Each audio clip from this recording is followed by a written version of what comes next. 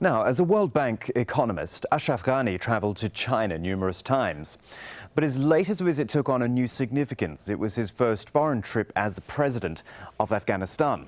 Because as the US draws down its presence, Ghani is looking for closer security and investment ties. From Kabul, Jennifer Glass looks at China's investment in Afghanistan.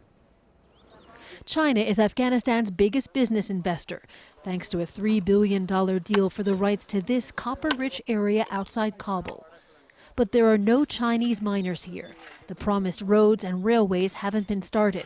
Security concerns have stalled the project. In China, Afghan President Ashraf Ghani is hoping to revive this deal and Chinese investment in his country's minerals, worth an estimated $1 trillion.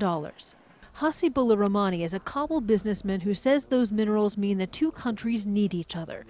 China wants raw materials, and Afghanistan wants Chinese products. He travels to China once a year to buy goods that are shipped through neighboring Pakistan. He hopes someday they'll arrive by truck.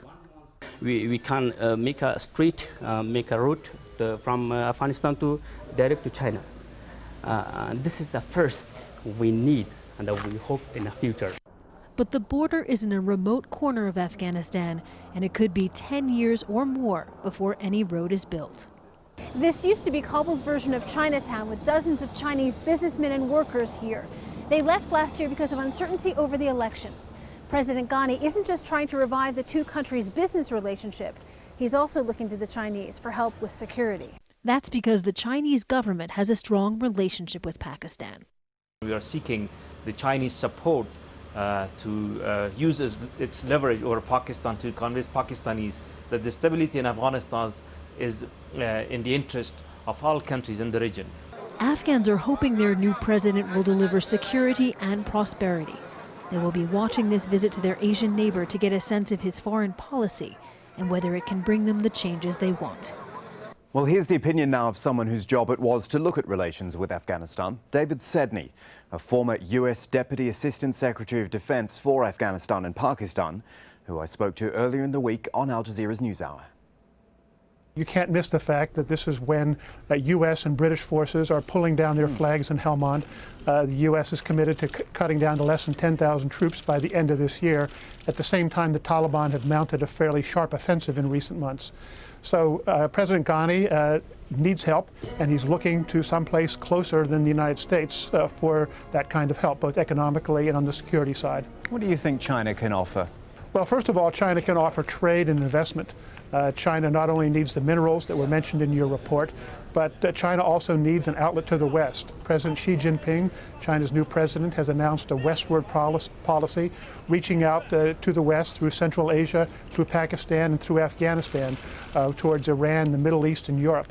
And Afghanistan hopes to be able to profit from that kind of transit trade, as well as China's burgeoning need for minerals, such as the copper mine you mentioned, oil, gas, steel, and other areas that Afghanistan has the potential to be a major supplier in the future. But it's just got to be so careful, doesn't it, Afghanistan? The moment you get into this territory of minerals, particularly oil and gas, it becomes a competition. You invite China in, you've got other neighbours, India and Pakistan, you've got US interests, and they can all just be fighting over it in the end.